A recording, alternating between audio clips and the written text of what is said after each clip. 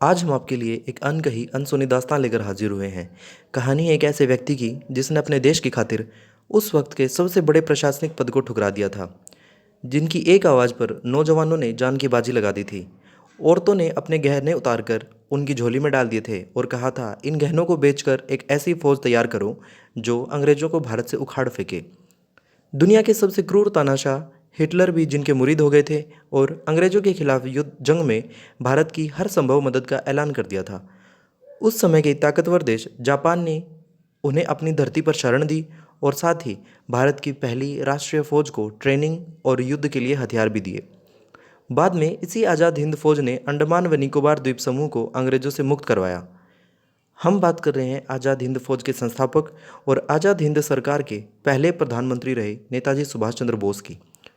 नेताजी को जितना मान सम्मान विदेशों में मिला, उनका उतना ही विरोध उन्हीं के अपने देश में हुआ। नेताजी की बनाई आज़ाद हिंद सरकार को उस समय के 11 देशों की मान्यता प्राप्त थी, जिनमें से एक देश रूस भी था।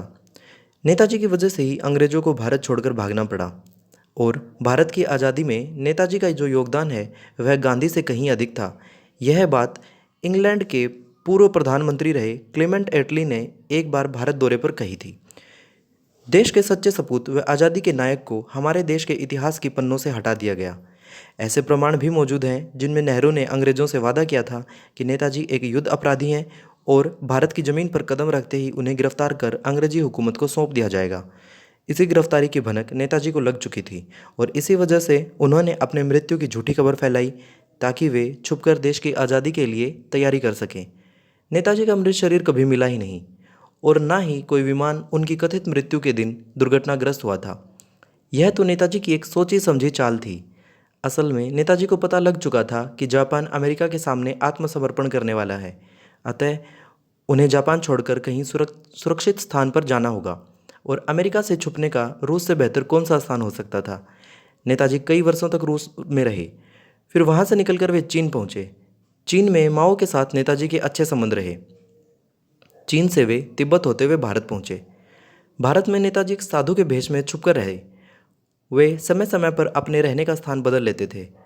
उन्होंने अपना सारा समय पर्दे के पीछे रहकर बिताया। नैमिषारण्य, नीमसार, बस्ती होते हुए वे अयोध्या पहुँचे और अपने जीवन के अंतिम समय तक वे यहीं रहे। वे अपनी पहचान छुपा कर रखते थे, लेकिन उनसे मिलने वालों की सूची में राजीव गांधी से लेकर पूर्व राष्ट्रपति प्रणब मुखर्जी भी शामिल थे। उनके भक्त उन्हें भगवान जी कहकर संबोधित करते थे। भगवान जी को उनके भक्त एक सिद्ध पुरुष मानते थे। माना जाता है कि उन्होंने हिमालय के किसी गुप्त आश्रम में रहकर कठोर तप किया था, जिसके फलस्वरूप उन्हें अनेक सिद्धियां प्राप्त हो गई थी। वे एक ही समय पर 2 जगहों पर उपस्थित होते थे। भूत, वर्तमान, भविष्य की हर घटना वे जान लेते थे। इतने सिद्ध पुरुष होने के बाद भी नेताजी ने अपने जीवन के अंतिम वर्ष बेहद गरीबी में गुजारे। वे अपनी शक्तियों का प्रयोग कभी भी निजी स्वार्थ के लिए नहीं करते थे। भगवान जी से जुड़ी ऐसी अनेक रहस्यमय घटनाओं का वर्णन हम अगले भाग में करेंगे कि कैसे उनके मार्गदर्शन में गरीब देश वियतनाम ने ताकतवर अमेरिका को युद्ध में परास्त किया, तिब्बती धर्मगुरु दलाई लामा को उन्होंने कैसे सुरक्षित भारत पहुंचाया। भगवान जी का देहावसान 16 सितंबर 1985 को हुआ। उनके मृत्यु की खबर को भी गुप्त ही रखा गया था। उनके अंतिम संस्कार 19 सितंबर 1985 को सरयू नदी के गुप्तार घाट पर किया गया। वहाँ उनके 13 विश्वस्त अनुयायी मौजूद थे और संयोग देखिए, जब उनका अंतिम संस्कार किया जा रहा था तो गुप्तार घाट के पास की सेना की फायरिंग रेंज में सैनिक अभ्यास कर रहे थे, मानो वे अपने सेना नायक को उनके अंतिम संस्कार में सैन्य श्रद्धांजलि दे रहे हों। इन्हीं 13 जनों में मौजूद पंडित रामकिशोर मिश्रा ने कहा था, जिनके अंतिम संस्कार में 13 लाख लोग मौजूद होने थे, वहाँ सिर्फ 13 लोग ही मौजूद हैं। हमारा उद्देश्य केवल आपको ऐसे महान सपूतों के योगदान से रूबरू कराना है। सरकार भले ही नेताजी से जुड़े राज दबाए रखे, लेकिन जिन्हें कभी अंग्रेज ना रोक सके, उनके योगदान को सरकार तो कभी न छुपा सकेगी।